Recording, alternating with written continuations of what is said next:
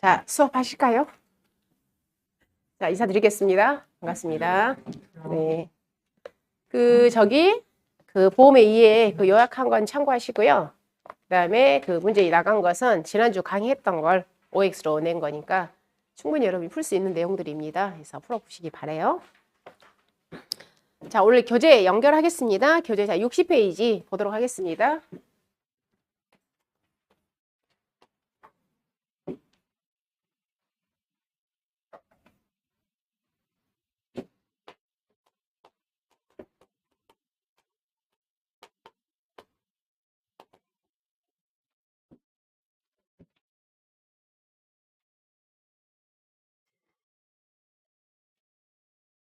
자, 60페이지 보시면 단락 3 농업재보험 특성과 필요성에 있어서 자, 이제 우리는 지난주에 뭘 배웠냐면 자, 보험이라는 걸 배웠어요. 보험. 그래서 특히 위험에 대비하기 위해서 자, 보험에 전가하더라 해서 보험이라는 것이 기본 이론을 배웠고 그러면 저희가 이제 배우려고 하는 것은 농작물 재보험이잖아요. 그래서 농작물 재보험은 결론은 우리 농업재해로 인해서 피해가 발생했을 때 보상받기 위해서 가입하는 거잖아요.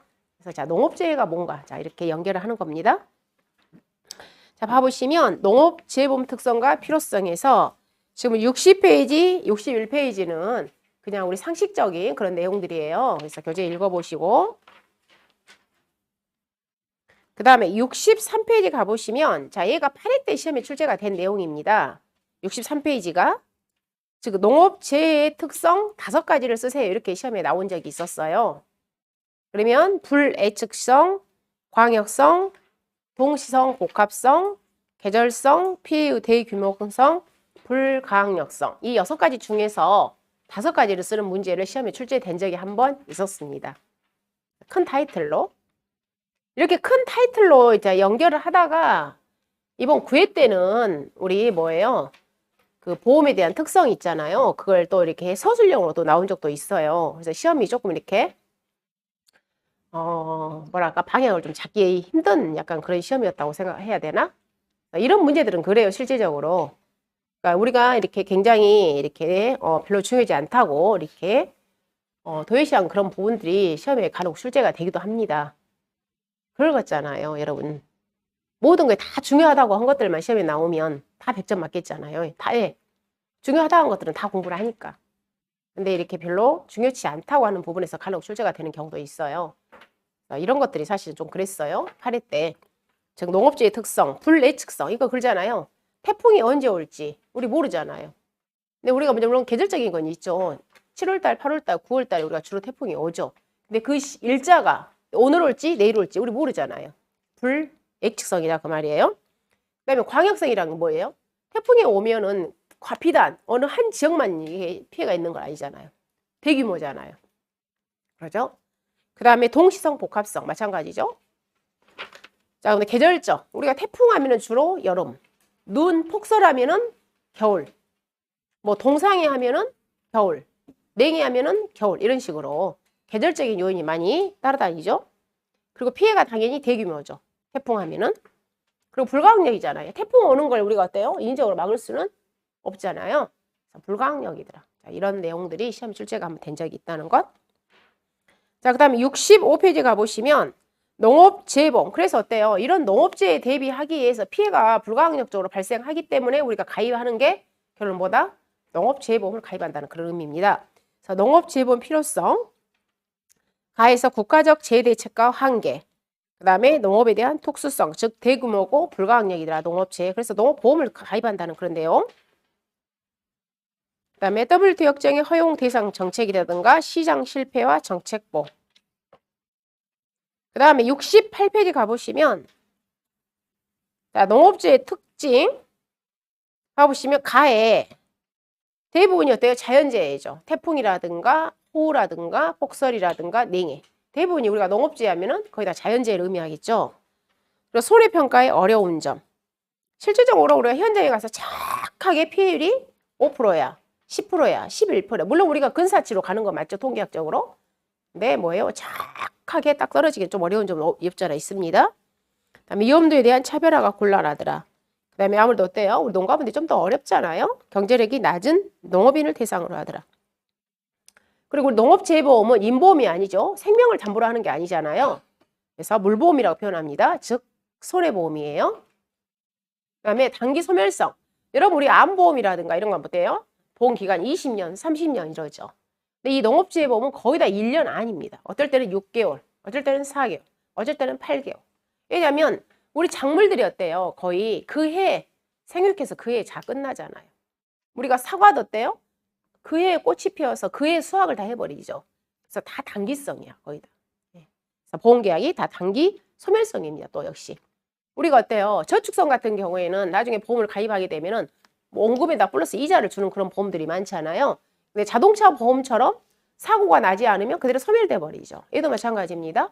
보험금을 타지 않았다고 해서 사고가 없다고 해서 보험금을 환급해주는 그런 보험이 아니에요. 그냥 소멸되는 겁니다. 그래서 단기 소멸성입니다. 그 다음에 국가재보험. 자, 우리가 지난주에 했어요. 보험회사와 보험회사 간에 보험계약을 체결하는 걸 우리는 재보험이라고 표현한다고 그랬죠. 그러면 이 농업재보험, 이 농작물 재보험에 있어서는 재보험사업자, 재보험사업자예요. 재보험사업자가 누가 된다고 그랬냐면 정부, 즉 국가가 된다고 그랬잖아요. 그래서 우리 국가에서 재보험을 운영을 하고 있다는 겁니다. 그래서 재보험사업자가 국가, 정부가 되더라. 그런 내용. 자, 그 다음에 70페이지 가보시면 농업재해 기능. 당연히 이 보험이 어떤 역할을 하니 그 말이겠죠. 그래서 손실을 회복해 주더라. 신용력 증대, 지역경제 안정화, 그 다음 농업정책의 안정적 추진, 농촌 지역사회 안정, 그 다음에 재해 대비 의식 고치 이런 것들. 자, 그 다음에 지금 우리 보험이 어떻게 탄생을 했냐. 지금 그 연역입니다. 연역. 봐보시면 73페이지에 그 연역을 한번 봐봐요. 우리가 보험이 크게 두 가지로 분류가 된다고 그랬죠. 즉 농작물 재해보험이죠. 농작물 재해보험. 그 다음에 가축 재해보험. 그죠? 이 보험이 언제부터 탄생했냐. 지금 그런 내용이에요. 이 보험이. 봐보시면 2001년도에 가보십니다. 2001년도에 농작물 재보험이 처음 시작을 한 겁니다. 농작물. 근데 그때는 그러면 이 연역이 그래요. 2001년도에 생겼어. 2001년도에. 근데 여러분 우리가 지금 모법, 여러분이 1과목에서 배우는 모법은 뭐냐면 농업재해보험법이에요. 우리가 지금 모법이 농업이야. 즉 농업과 어업이 합쳐진 농업재해보험법을 우리가 배우고 있단 말이에요. 1과목에서. 아니 1차 시험에 2과목에서. 우리가 여러분이 나중에 공부할 거. 근데 지금 2001년도에 이 농작물 재해보험이 생길 때 당시에는 우리가 법이 무슨 법이었냐면 농작물 재보험법이었어. 농작물. 어업이 안 들어가 있었어요. 그 당시에는. 즉 어업 있잖아요. 양식수산물이 그때는 없었다 이 말이야. 우리가 법이. 그래서 이때는 무슨 법으로 시작을 하게 됐냐면 바로요. 농작물 재해보험법으로 스타트를 하게 된 겁니다. 어업이 안 들어갔어. 어업이. 농작물 재해보험법 스타트를 한 거예요. 2001년도에. 근데 어쨌든 이 농작물 재해보험이라는 것이 몇 년 전부터 있기 시작을 했냐면 2001년부터 이 농작물 재해보험이 있기 시작한 겁니다. 그때 처음으로 보험에 가입한 게 바로 사과하고 배예요. 스타트가. 그래서 이 사과배는 역사가 굉장히 길잖아요. 지금 2024년이니까 벌써 20년이 넘어버린 그런 보험이에요. 20년 이전부터 이 보험이 있었다는 거예요. 근데 우리들은 잘 알지 못했죠. 근데 우리 실질적으로 농가분들은 그때부터 보험을 가입을 하고 있었다는 겁니다. 그래서 2001년부터 이 농작물 재보험이 있기 시작을 했어요. 스타트를 한 겁니다. 자, 그래가지고 2005년도에는 하나, 둘, 세 번째 줄에 가보시면 국가 재보험 제도가 그때 처음 생긴 거예요. 국가 재보험. 즉 우리 재보험 사업자로 누가 투입된 거예요? 우리 정부에서 국가가 들어왔다 이 말이에요. 2005년도에. 그리고 나서 2010년도에 가보시면 자 법을 우리가 개정한 겁니다. 즉 법제명이 바뀌었다는 거예요. 그때 농업재해보험법으로 이제 바뀌는 겁니다. 이 농작물에서 무슨 법으로? 농업재해보험법으로 바뀌었다는 거예요. 법제명이 바뀐 거예요. 그럼 지금 이때 몇 년도에 2010년도에 법제명이 바뀌어서 2010년도에요. 자, 그때부터 시작해서 이제 지금까지는 이제 법제명이 뭘로? 농업재보험법이 된 겁니다. 그러면 법제명이 바뀌었다는 것은 이제 어업적이 추가가 된다는 소리겠죠. 그러겠죠? 그래서 2010년도에 가보시면 자, 일원화 시켰고요. 농업 관련 재보험을 이 법으로 통합 일원화 시켰고 재보험의 적용 대상을 농작물에서 양식수산물, 가축이 함께 확대됐다는 겁니다.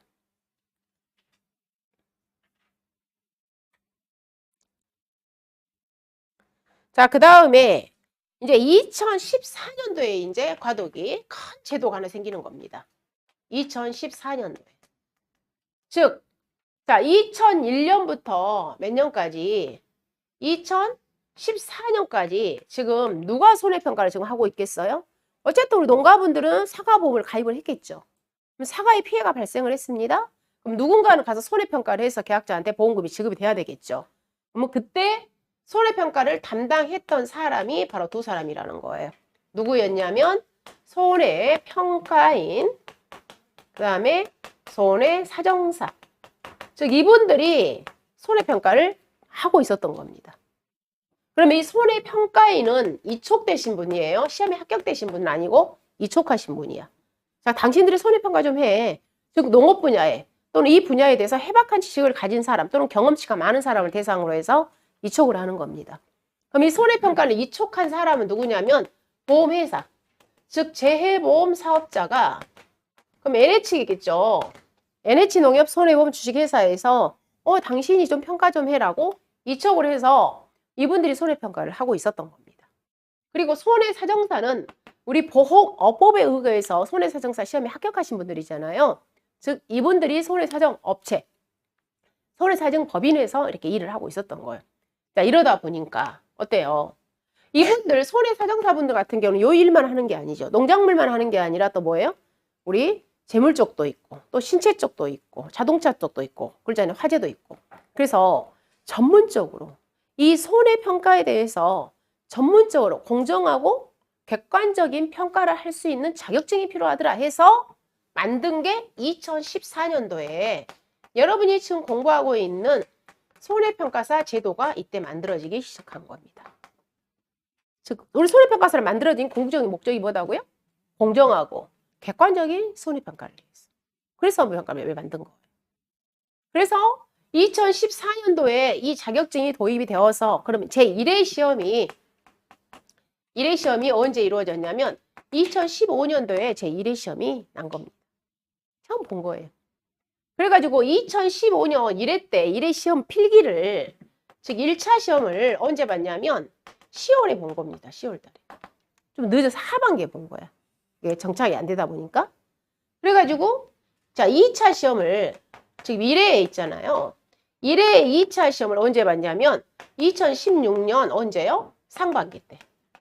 상반기 때 2차 시험을 본 거야. 그렇죠? 그래서 1회 시험은 이렇게 2015년도 1차, 그 다음에 2016년도 2차 이렇게 본 겁니다. 자, 그리고 나서 이제 또 2회 시험 보겠죠, 2회. 그럼 2회 시험은 이때 떨어진 사람들 있죠, 2016년도에. 2016년도에 떨어진 사람들은 다시 2016년도 있잖아요, 상반기 때 다시 또 1차 시험이 또 있었던 거예요. 이게 2회 시험이 있는 거예요. 그리고 나서 2016년도에 하반기 때 2차 시험이 있었던 거예요. 그래서 2016년도에는 자격증이 함께 나와버렸어요. 함께. 1회, 2회가. 근데 다만 1회는 상반기 때, 2회는 하반기 때 이렇게 나왔던 겁니다. 자, 그리고 나서 이제 계속 매년, 이제 다음 연도에는 계속 이제 3회 때부터는 상반기 때 1차, 하반기 때 2차. 이제 계속 지금 패턴대로 계속 이제 시험 제도가 정상화된 겁니다. 이렇게 연역에 연역 시험이 나오게 된 계기. 자, 그 다음에 2017년, 그 다음에 2020년, 그 다음에 2022년에서 쭉 여러분이 자 보시면 되겠습니다. 그래서 모든 자격증 시험은 어때요? 모든 자격증 시험은 한 자리 숫자일 때 가장 쉽죠. 한 자리 숫자일 때. 즉 1회, 2회. 이때가 쉽다 이 말이에요. 3회. 그리고 이제 10회. 10, 11, 11, 20. 그 다음 20, 30 이렇게 가면 시험이 점점 어때요? 난이도가 올라가는 거죠. 그래서 자, 1회 때 시험은 다 사람들이 한간에, 그리고 1회 때 이제 그때는 자격증이 수가 많이 필요하니까 많이 아니 뽑았어요. 많이 합격자 수가 많았어요. 그래서 합격률이 그때 높았습니다. 그러다 보니까 어때요? 지금 이제 이미 현장에 이제 9회까지 지금 이제 배출이 되었잖아요. 그러면 1회 때 여러분들의 시험 난이도와 지금 8회, 9회 시험 난이도는 완전히 차원이 다릅니다. 시험의 난이도가. 그리고 이 품목이 있죠. 품목도 엄청나게 많이 투수가 되었고. 그러면 우리 최근에 합격하신 8회, 9회, 7회, 8회, 9회 이런 분들은 또 그렇습니다. 야, 1회 때는 시험도 아니었어. 자격증 주웠어. 예, 또 이렇게 말하신 분도 계세요. 현장에서. 그래서 아우 실력 별로 있을까? 뭐 이렇게 약간의. 그럼 또 우리 1회 때 선배님들은 또 할 말이 아주 많습니다. 뭐라 그러겠어요? 지금은 시험에 유형이라도 있었겠지만 우리는 그때는 맨땅에 헤딩했어. 그 말이 맞아요. 시험이 어떻게 출제될지 전혀 파악할 수 없는 그런 환경이었어요. 그렇잖아요? 그래서 물론 그 당시 교재는 있었겠죠. 근데 시험이 어떤 패턴으로 나올 줄을 몰랐겠죠. 그래서 근데 어쨌든 시험의 난이도는 지금 수준에 와서 봐보면 1회, 2회, 3회랑은 굉장히 난이도가 낮습니다. 물론. 그리고 출제한 영역들이 많잖아요. 범위가. 네, 항상 그런데 시험은 다 본인한테 세서 갑니다. 본인한테. 본인 입장에서 보면은 다 어렵습니다. 남들 시험은 쉬워요. 어쨌든 자, 연역이 이렇게 이루어졌다는 것. 자, 그 다음에 지금 했던 자 74페이지, 75페이지. 그러면 어쨌든 저희 모법은 지금 현재 모법은 뭐가 된다고요? 바로 이 농업재보험법이 우리 손해평가의 모법이 되는 겁니다. 농업재보험법. 그럼 이 법이 있고 우리가 법은 이제 3단계잖아요. 법은 농업재보험법이 있을 거고 그 다음에 농업재보험법 시행령이 있습니다. 즉 대통령령 시행령이 있죠. 그리고 우리가 모든 법은 항상 3단계라고 있죠. 법이 있고 시행령이 있고 그 다음에 농업재보험법 시행규칙이 있어야지 우리가 일반적인 거잖아요. 법, 즉 우리가 불령, 여기는요 대통령령이고 법, 시행령, 시행규칙이 있어야 되잖아요. 원래. 근데 지금 현재 이 농업재보험법에 시행규칙은 아직 제정되지 않았어요. 그래서 없어요. 우리가 농업재보험법은 지금 현재 법과 시행령만 있는 겁니다. 이 두 가지를 저희가 공부를 하는 거예요. 뭐에서? 1차 시험에서. 자, 그러다 보니까 이 법과 시행령 안에 여러분이 손해평가에 대해서 자세한 내용을 다 넣을 수는 없잖아요. 거기에다가 구체적인 내용, 세부적인 내용을 다 넣을 수 없죠. 그래서 손해평가에 대해서 구체적인 내용은 그러면 어디에 들어있냐면 바로 고시에 들어있는 거예요. 즉 농림부 장관의 고시. 그 고시가 바로 뭐냐면 손해평가 요령입니다. 즉 농업재보험 손해평가. 여기에 손해평가에 대해서 자세한 내용이 들어있는 겁니다. 자세한 내용. 그래서 자, 이 세 가지를 우리가 1차 시험에서는 공부를 하는 겁니다. 1차 시험에서. 그러면 이 손해평가 요령은 방금 누구의 고시라고 그랬냐면 우리 농림부 장관의 고시라고 했어요. 그러면 이 손해평가 요령에도 여기까지에도 더 상세한 내용은 어때요? 들어갈 수가 없는 거죠. 아주 세부적인 디테일한 내용으로 들어갈 수 없잖아요. 예를 들자면 우리 보험의 약관, 사과 보험의 약관, 마늘 보험의 약관 이런 내용까지 구체적으로 다 들어갈 수는 없잖아요. 그래서 거기에 더 디테일한 내용은 결론은 누구겠어요? 이 사과 보험을 또는 마늘 보험을 만든 사람, 보험 회사가 가장 잘 알겠죠. 그래서 더 구체적인 내용은 보험회사 당신들이 만들어 그렇게 해놓은 거예요. 어디에서? 이 고시에서. 그럼 더 구체적인 내용은 어디에 들어있냐면 바로 업무 방법서에 들어있는 겁니다. 그러면 이 업무 방법서는 방금 누가 만들었다고요? 보험회사가. 그래서 보험 사업자가 만든 거예요. 그러면 여기에서 우리 농작물 재보험은 재보험이라고 그랬죠. 그래서 결론은 이 업무 방법서는 누가 만들었냐면 재해보험 사업자가 만들었다는 겁니다. 그러면 현재 우리 농작물 재보험과 가축 재보험의 재보험 사업자는 누가 되고 있냐면 NH농협 손해보험에 여기 NH농협 손해보험에 주식회사가 바로 누가 되고 있냐면 재보험 사업자가 되고 있다고 그랬죠. 자, 그래서 지금 여러분들이 공부하고 있는 이 교재 있죠. 이 교재가 바로 이거예요, 이거. 이 교재가 여러분들이 지금 만들어진 이 교재가. 그래서 여러분들이 만들고 공부하고 있는 이 교재, 이 업무 방법서에다가 플러스 지금 여러분 교재는 뭐가 추가된 거냐면 약관 내용의 일부가 들어온 겁니다. 약관, 각각의 보험 상품의 약관. 이 교재가. 그러다 보니까 어때요? 이 교재가 중간중간에 약간의 개정이 될 수 있겠잖아요. 그리고 새로운 상품이 들어오잖아요. 특히 2024년도 같은 경우에는 양상추라든가 블루베리라든가 이런 것들이 들어온다고 그랬죠. 그래서 그런 것들이 들어오다 보니까 새로운 여러분 신교재, 즉 이걸 갖다가 우리가 다른 말로 수험서라고 표현합니다. 즉 10회 수험서 있죠. 이 10회 수험서가 지금 여러분이 공부하고 있는 것은 9회 수험서예요. 9회. 근데 새로운 어떤 품목이 약간 추가되면서 약간의 개정이 되겠잖아요. 교재가. 이런 새로운 수험서가 언제 나오냐면 3월 달에 나오는 겁니다. 3월 달에.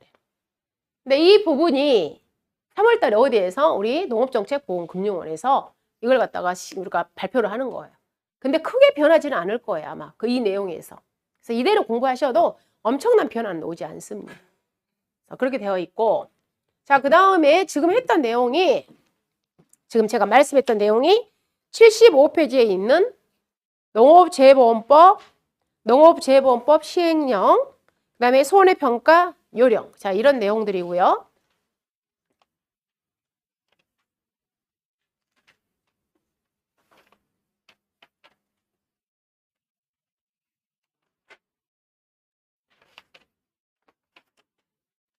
자, 그 다음에 교재 몇 페이지로 가시냐면 81페이지 가보시면 81페이지. 자, 그러면 자, 이런 보험을 우리가 추진하는 부서가 있겠죠. 부서. 자, 이 농작물 재보험을 추진하는 부서. 당연히 어디예요? 우리 농작물이니까 어디예요? 농림부죠. 농림축산식품부, 농림부. 농림부가 주무 부서예요. 농림부에서 이 농작물 재보험을 취급하는 곳이란 말이에요. 근데 우리가 농림부가 이 농림부 장관이 일을 다 할 수는 없잖아. 그래서 자, 이 사업에 대해서 뭐가 있겠어요? 관리기관이 있겠죠. 관리기관. 여러분 우리가 국민연금이다 그러면 국민연금관리공단에다가 업무를 맡겨서 거기서 위탁해서 일을 하고 있잖아요. 똑같아요. 이 사업에 대해서 이 농작물 재보험에 대해서 관리하는 기관이 있는데 그 관리기관이 농업정책보험금융원입니다. 금융원. 농업정책보험금융원. 여러분 지금 이제 손해평가 시험도 어때요? 이 농림부 장관이 여기다가 다 너희들이 좀 다 관리해 그렇게 한 거예요. 이 농림부에서 어디에다가 농업정책보험금융원한테 손해평가 시험지라든가 그 다음에 각종 재반 이런 농작물 재보험에 대해서 여기서 다 관리를 하고 있는 겁니다. 그래서 여러분이 나중에 합격하게 되면은 이 농업정책보험금융원에 가서 여러분 자격증도 이쪽에서 다 발급받는 거야. 여기서 다 발급을 해주고 있어요. 관리기관이에요. 관리기관. 그리고 자, 이 농작물 재보험을 방금 취급하는 있잖아요. 사업. 이 사업을 시행하고 있는 시행기관이 있다고 했죠. 그래서 이 보험을 시행하는 것은 보험사업자예요. 보험사업자. 그러면 방금 누구도 손해평가사도 여기서 관리를 한다고 그랬죠. 근데 이제 손해평가사는 이원화된 겁니다. 손해평가사는. 즉 이런 각종 여러분에 대한 자격관리 이런 것들은 어디에서? 농업정책보험금융원에서 그대로 하고 있습니다. 근데 뭐에 대해서만? 시험에 대해서는 또 별도로 우리가 위탁을 해놨죠. 그 시험은 어디에다가? 산업인력공단에다가. 그래서 이 산업인력공단이 애초부터 여러분 손해평가사 시험을 주관하는 주무부서는 아니에요. 이 손해평가사는 궁극적으로는 주무부서는 농림부예요. 농림부 장관이 실시하는 시험에 합격을 하는 겁니다. 여러분이. 다만 시험에 대해서 어디에다가? 산업인력공단에다가 시험에 대해서만 위탁을 해놓은 거예요. 위탁기관일 뿐이라는 거예요. 이렇게 되어 있다는 거. 자, 교재 81페이지에 하단에 가보시면 다에 81페이지 그 사업 운영을 가보시면 첫 번째 줄 가보시면 농작물 재보험의 사업 주관 부서는 농림부, 즉 농림축산식품부. 그 다음에 사업 관리기관은 농업정책보험금융원이다. 그 다음에 농업정책보험금의 수탁기관, 그래서 농림부의 업무, 제일 하단에 가보시면 농업정책, 보험, 금융원의 업무 나와 있습니다. 각종 업무 있죠? 우리 농구먼. 자, 농구먼은 제가 농업정책, 보험, 금융을 줄여서 농구먼 앞으로 계속 할 거예요. 그래서 농구먼 하게 되면 줄여서 그렇게 표현합니다. 여러분이 나중에 자격증을 합격하게 되면 제일 친한 곳이 바로 여기가 돼요. 여러분 자격증 관리를 계속 해주기 때문에 줄여서 농그먼 이렇게 저희가 약어를 쓰고 있습니다. 농구먼. 그래서 농구먼 하게 되면은 농업정책, 보험, 금융원이구나. 자, 이렇게 알아두시면 되겠습니다. 제일 하단에 농구먼의 주요 업무는 재보험 사업의 관리 감독, 재보험 상품의 연구 및 보고, 재해 관련 통계 생산 및 데이터베이스 구축 분석, 손해평가 인력 육성, 손해평가 기법의 연구 개발로 보급, 재보험 사업의 약정 체결 관련 업무, 손해평가사 제도 운영 관련 업무, 농업재해 재보험기금 관리 운영 업무를 하는 곳이 농구먼이더라. 자, 그 다음 82페이지 가보시면 사업 시행기관은 보험회사라고 그랬습니다. 즉, 직접 우리가 이제 보험을 관리하는 곳, 그래서 재보험 사업자라는 것. 그럼 지금 현재 재보험 사업자는 NH농협, 손해보험, 주식회사. 82페이지 제일 위에.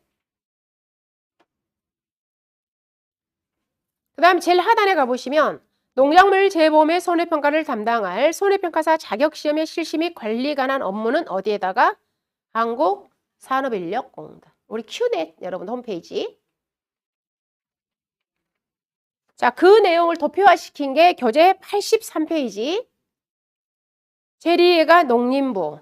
자, 중간에가 재보험 사업자가 있습니다. 그리고 재보험 사업자가 제일 하단에 있는 국가입니다. 그리고 계약자가 있습니다. 손해평가를 업무를 담당할 세 사람, 제일 좌측에 손해평가사, 손해평가인, 손해사정사.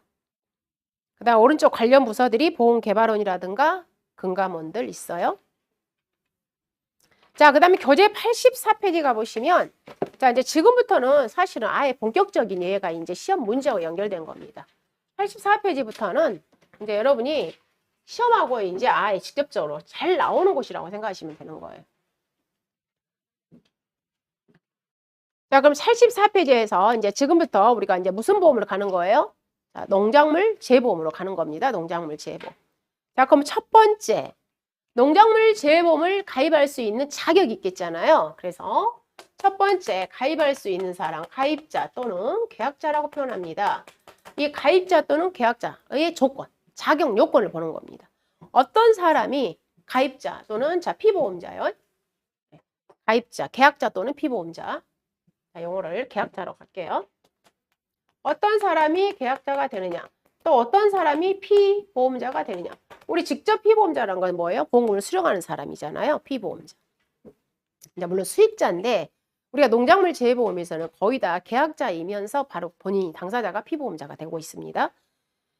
자, 자격 봐볼게요. 농작물 재보험의 사업 대상자는 첫 번째 사업 실시 지역에서 보험 대상 작물을 경작하는 개인 또는 법인이더라 그랬습니다. 법인 또는 개인. 그러면 자요, 일단은 우리가 보험에 가입할 수 있는 사람은 개인도 보험에 가입할 수 있고요. 법인도 보험에 가입할 수 있다는 겁니다. 우리 영농조합법인 굉장히 많잖아요.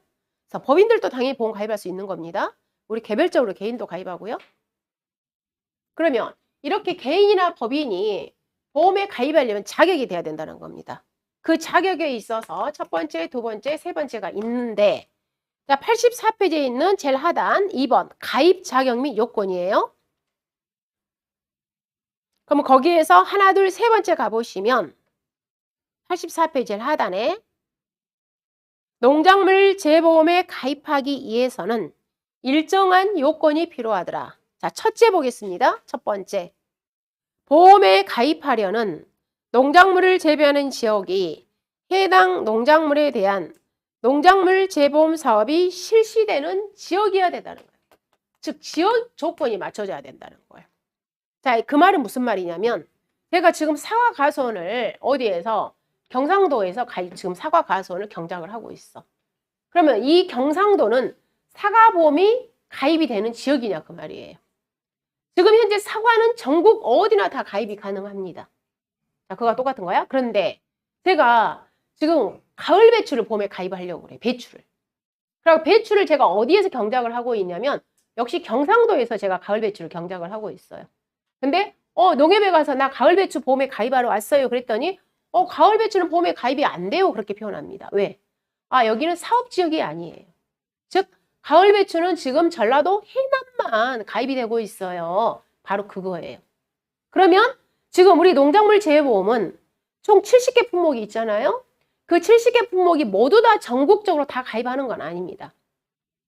최근에 나온 상품은 주 생산지, 그 일반 주 생산지수만 지금 보험을 가입하고 있는 거예요.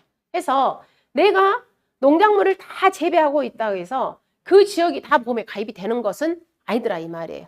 그래서 전국 가입이 되는 게 있고 일부 지역만 가입이 되는 품목들이 있습니다. 바로 그 말이에요.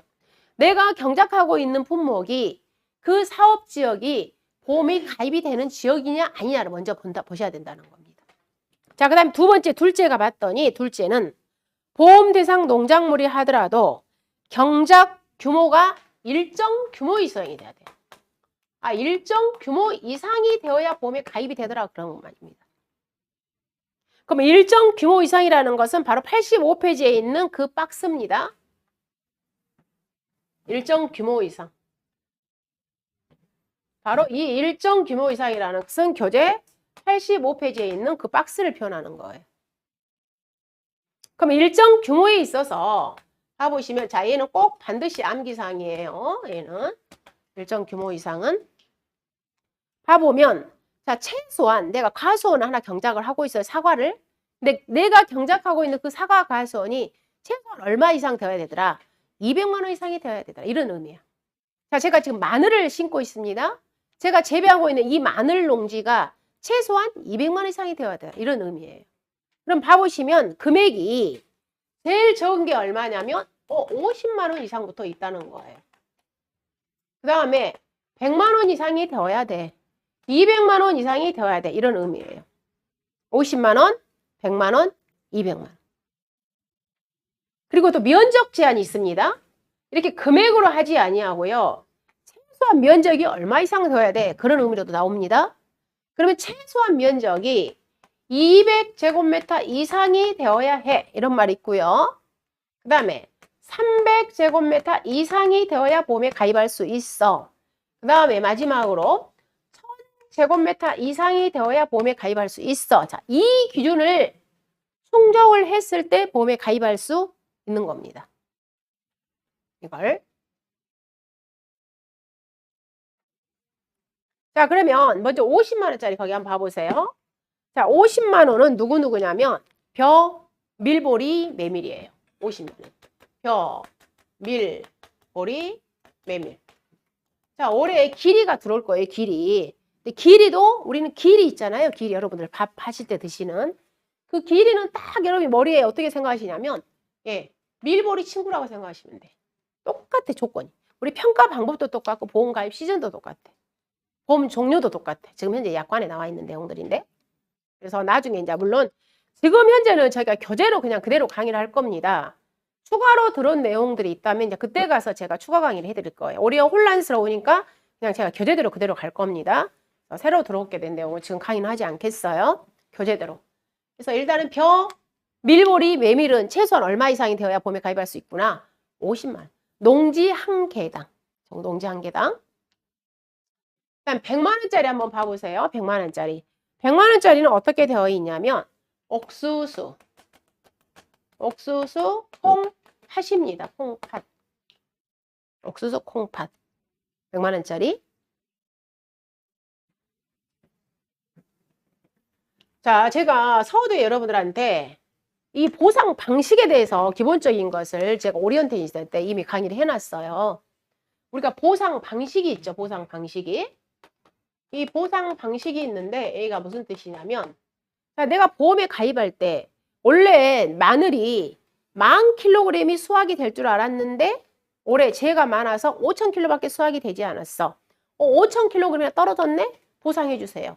수확량이 떨어졌잖아요. 그래서 그 방식을 수확 감소 방식이라고 표현한다고 그랬어요. 얘는 뭐예요? 수확량이 떨어졌을 때 보험금을 지급하는 방식이단 말이에요. 수확감소 방식이라는 것은. 그 다음에 가격이 떨어졌습니다. 원래는 포도가 1kg에 1,000원에 내가 보험 가입한 거예요. 그런데 가격이 1kg에 500원으로 떨어져 버렸습니다. 가격 하락이 되었죠. 이런 가격 하락에 대해서 보상해주는 방식을 수익 감소 보장 방식이라고 표현합니다. 그 다음에 도저히 수확량 조사를 할 수 없는 애들이 있어요. 예를 들자면 복분자 같은 애들. 왜? 걔네들 우리가 손으로 만진과 동시에 과일이 다 손상돼 버려. 그래서 도저히 수확량 조사를 할 수 없습니다. 그런 애들은 조사 방식이 좀 달라요. 그런 방식을 영어를 과실 손해 보장 방식이라고 표현합니다.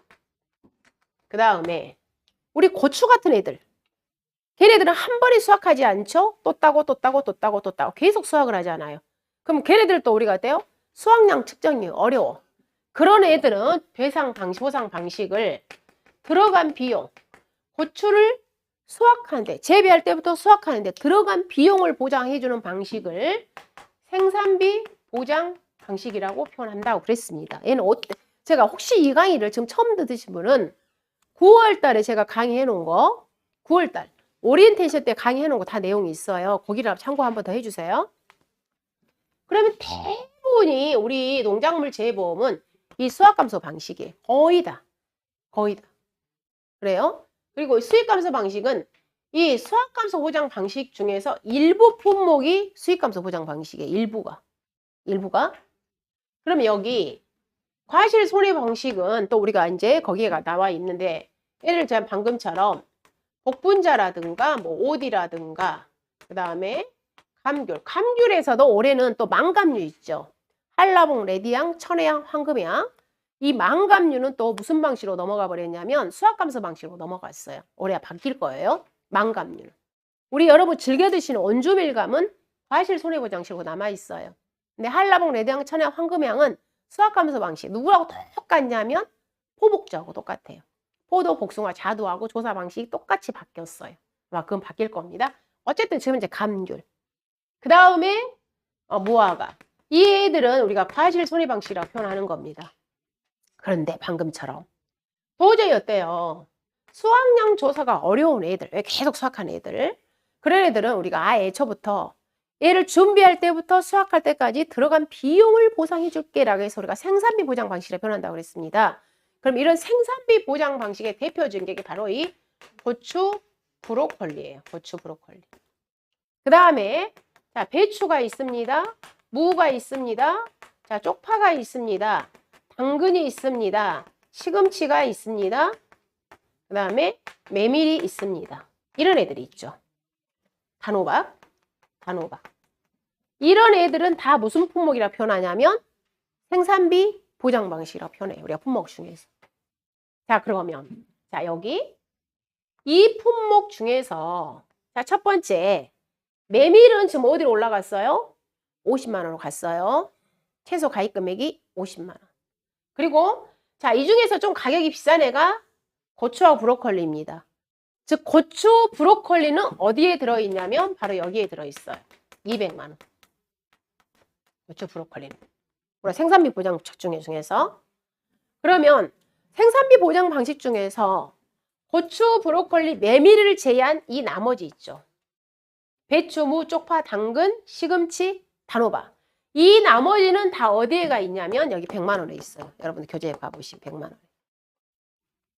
거기 봐보시면 즉 플러스 여기다가 즉 생산비 보장 방식 품목이야. 그러잖아요. 품목.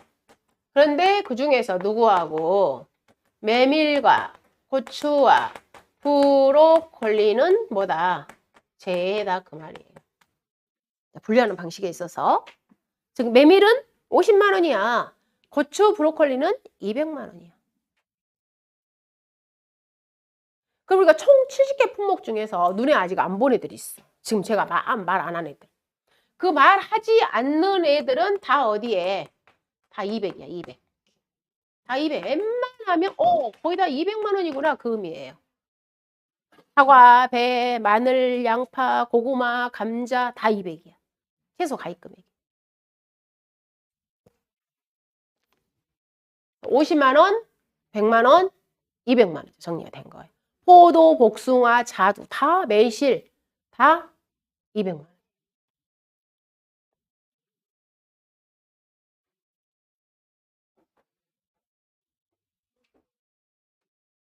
자, 그 다음에 이제 면적 제한으로 가는 겁니다. 면적. 최소 이 이상 되어야 보험에 가입할 수 있어. 그 말이에요. 그럼 200제곱미터는 누구냐면 비를 막아주는 시설이에요. 비가림 시설이라고 표현합니다. 우리 비를 막아주는 시설. 그럼 이 비가림 시설은 어디에 설치를 하냐면 포도, 대추, 참다래. 우리 키요. 포도, 대추, 참다래에는 비를 막아주는 이에 우리가 여기다 씌우는 거 아시죠? 비가림 시설을 설치를 합니다. 이 비가림 시설을 보험에 가입하려면 최소 면적이 얼마 이상? 200제곱미터 이상 되어야 보험에 가입할 수 있더라는 겁니다. 그 다음에 300제곱미터는 자, 우리 시설이 있어요. 하우스. 자, 하우스 안에서 지금 딸기를 재배하고 있습니다. 또는 하우스 안에서 누구를 재배하고 있다? 버섯을 재배하고 있습니다. 이렇게 지붕이 한 개 있으면 얘를 갖다 뭐라고 표현하냐면 단동 하우스라고 표현합니다. 지붕이 2개 이상으로 연결되어 있잖아요. 얘를 갖다 우리는 연동 하우스라고 표현합니다. 자, 이 단동 하우스든 연동 하우스든 이 안에서 딸기나 메론, 토마토를 재배하고 있다. 또는 이 안에서 버섯을 재배하고 있다. 했을 때 이 하우스를 보험에 가입할 수 있습니다. 근데 이 하우스가 최소 얼마 이상이 되어야 된다? 300제곱미터 이상이 되어야 된다는 겁니다. 그래서 단동 하우스, 연동 하우스의 최소 면적은 얼마가 된다? 300제곱미터 이상이 된다는 것. 그 다음에 1000제곱미터는 3개가 있습니다. 우리 녹차. 자, 차요. 그래서 차는 최소 가입 면적이 최소 가입 금액이 200만 원 이상이야. 이건 틀린 거예요. 차는 면적으로 가는 겁니다. 최소 면적이 1000제곱미터야. 그 다음 우리가 가축 먹이용으로 재배하는 애들이 있습니다. 우리가 사람이 먹기 위해서 한 게 아니라 가축 조사료 있잖아요. 조사료. 그래서 벼는 벼인데 가축을 위해서 재배하는 걸 우리는 조사료용 벼라고 표현하고요. 또 가축 먹이용으로 재배하는 것을 우리는 사료용 옥수수라고 표현합니다. 사료용 옥수수. 이 애들은 다 뭘로? 면적 제한으로 하는 거예요. 1000제곱미터 이상이 되어야 돼. 했을 때, 즉 이렇게 일정 규모 이상이 되었을 때 뭐 하겠다? 보험에 가입시켜주겠다 그 말이에요. 이 숫자는 꼭 암기를 하셔야 됩니다. 50만 원, 100만 원, 200만 원. 그 다음 면적 200제곱미터, 300제곱미터, 1000제곱미터 이상이 되어야 보험에 가입할 수 있다. 이렇게 정리. 자, 그러면 어쨌든 제가 그러면 보험에 마늘을 대상으로 보험에 가입하려고 한다 했을 때는 이 2가지. 마늘이 일단 어때요? 전국 다 가입이 돼. 어디서 내가 재배하든 보험에 가입할 수 있어. 그런데 또 일정 규모. 내가 가입하려고 하는 마늘이 200만 원 이상이면 돼. 오케이. 그럼 내가 농작물 재보험에 가입할 수 있어요. 즉, 이 2가지 요건만 충족을 하게 되면 뭐 할 수 있다? 농작물 재보험에 가입할 수 있습니다. 농작물 재보험에 가입할 수 있어요. 자, 거기에다가 세 번째 조건이 하나가 더 있는데 세 번째 조건은 가입 조건은 아니에요. 세 번째 조건은 뭐냐면 이 농작물 재보험과 가축 재보험은 우리가 정책보험이야. 그럼 정책보험이라는 것은 결론은 뭐냐면 정부나 지방자치단체의 파격적인 보험료 지원이 된다고 그랬습니다. 즉, 자, 정부로부터 보험료 지원을 받기 위한 조건인 겁니다. 세 번째는. 그러면 정부로부터 보험료 지원을 받으려면 교재 84페이지의 제일 하단 마지막으로 84페이지 마지막으로 가입 시에 보험료의 50% 이상의 정책자금 지원 대상에 포함되기 위해서는 바로 농업 경영체 등록이라는 말이 있습니다. 이 세 번째 조건은 보험 가입 조건은 아닙니다. 세 번째 조건은 무슨 조건이냐면 정부로부터 보험료 지원을 받기 위한 조건이다 이 말이에요. 정부로부터 보험료 지원을 받으려면 반드시 뭐 해라? 농업 경영체 등록을 해라는 거예요. 여러분 내가 사업을 하려면 사업자 등록하시죠. 내가 농사를 짓고 있다는 증명서라고 생각하시면 돼요. 그래서 내 땅 아니면 또 임차했다. 그 면적 가지고 와서 내가 등록하면 되는 거예요. 그럼 내가 뭐예요? 농민, 농가, 사업 등 농업을 짓고 있는 사람이야. 농사를 하고 있는 사람이야. 라고 등록을 해주는 거예요. 그래서 혹시 첨단에 가보시면 농산물 품질 관리원이라고 있어요. 그 농산물 품질 관리원에 가셔서 여러분이 농업 경력 등록을 해 놓으시면 됩니다. 혹시 여러분이 굳이 나는 보험을 가입하기 위해서 내가 농업 경영체 등록을 해야 돼. 이렇게 생각하지 마시고 농사를 본인이 짓고 있어요. 지금 현재 제가. 본인이 짓고 있으면 반드시 이 농업 경영체 등록은 꼭 등록을 해 놓으시는 게 좋아요. 우연치 않게 내가 이걸 쓸 때가 있어. 기회가. 농업 경영체 등록은 내가 농사를 짓고 있으면 물론 자 규모는 있어요. 규모. 인터넷 검색해 보시면 다 나와. 농업 경영체 등록 조건 해가지고. 혹시 그래서 내가 자격 요건이 되었다 그러면 이렇게 등록해 놓으시면 다른 걸 혹시 우연한 기회에 이게 나한테 도움이 되는 경우가 있어요.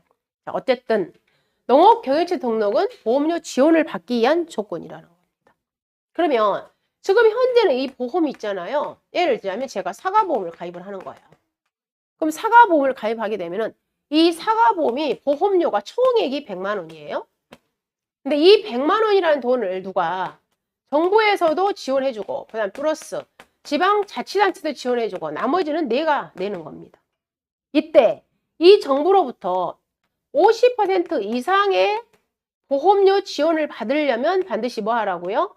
농업 경영체 등록을 하라는 그런 의미가 되겠습니다. 세 가지로 분류하겠습니다. 일단 보험에 가입을 하려면 내가 가입하는 작물이 뭐다? 가입 지역에 있어야 된다는 거. 그리고 일정 규모 이상이어야 된다는 거. 그리고 정부로부터 보험료 지원을 받으려면 농업 경영체 등록을 해라. 이렇게 정리하시면 되겠고요.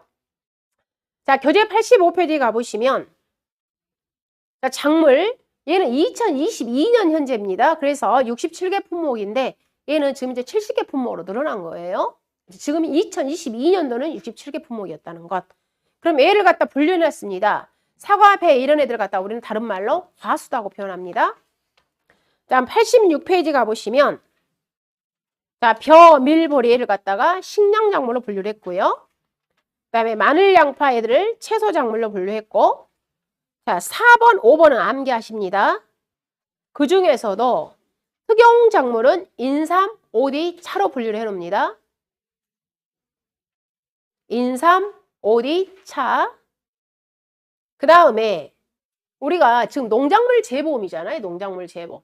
근데 이 농작물 재보험 중에서도 별도로 우리가 산에서 재배한 애들이 있습니다. 임산물을 별도로 분류해놨어요. 그러면 그 임산물의 종류가 떫은감, 밤, 대추, 호두, 복분자, 오미자, 표고버섯. 자, 특히 우리가 감 종류는 단감이 있어요. 그리고 자, 대봉, 떫은감이 있습니다. 근데 이 단감은 어디로 분류해놨냐면 과수로 분류해놨습니다. 근데 떫은감은 어디로 분류해놨냐면 임산물로 분류해놨다는 거예요.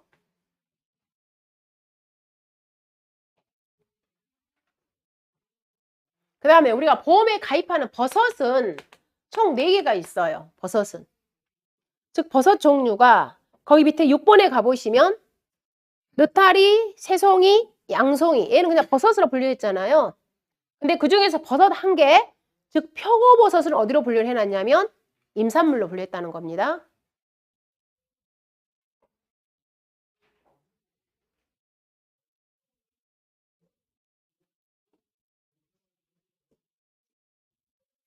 자, 그 다음에 하우스에서 재배하는 애들을 7번에 시설 작물이라고 표현합니다. 하우스에서. 그러면 자, 꽃도 우리가 보험에 가입합니다. 그럼 꽃을 화이류라고 표현해요. 근데 모든 꽃을 다 보험에 가입하는 건 아니고요. 자, 4가지만 보험에 가입할 수 있습니다. 국화, 장미, 백합, 카네이션. 자, 얘들을 화이류라고 표현하고요. 나머지 딸기, 토마토 이런 애들은 모두 다 비화이류로 들어갑니다. 그래서 시설 작물은 하우스 시설에서 재배하는 작물이라고 표현하는 거예요. 그러면 이 7번 시설 작물을 제한 나머지는 전부 이제 버섯 제외하고 나머지는 다 어디서 재배하냐면 노지에서 재배하는 것들이죠.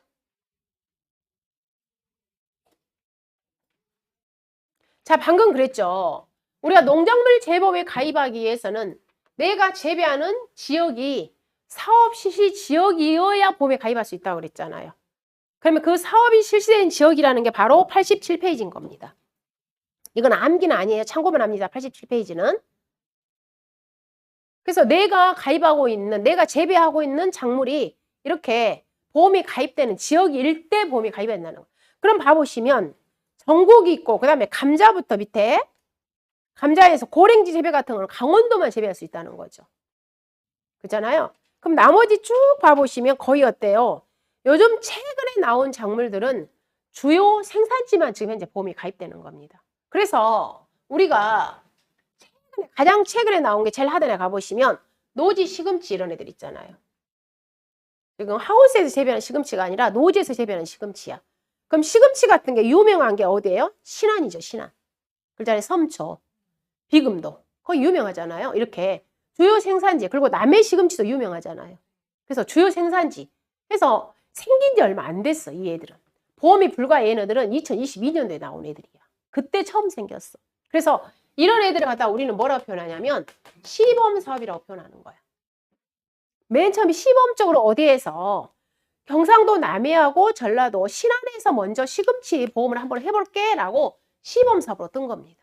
그래서 얘는 일정 지역만 일단 보험에 가입하는 거예요. 그래가지고 이 애를 보통 3년에서 5년 정도 있잖아요. 이렇게 시범 사업을 한번 해보는 거예요. 그래서 이 보험 상품 정말 괜찮더라. 우리 농가분들한테 절대적으로 필요하더라 하게 되면은 이 사업이 이제 뭘로 움직이냐면 본 사업으로 움직이는 겁니다. 그럼 본 사업이 되게 되면은 얘는 차츰차츰 어디로 전국 가입으로 이렇게 방향을 턴해 주는 거예요. 맨 처음에는 시범 사업 같은 경우에는 방금 어디에서 제한된 지역에서 우리가 보험 가입을 하는 겁니다. 특정 지역만. 그러다 본 사업이 되게 되면 애가 이제 전국 가입을 풀어주는 겁니다. 그래서 이에 전국 가입은 이제 오래된 역사를 가진 보험들이죠. 위에. 그래서 자 87페이지는 그냥 참고만 하시고요.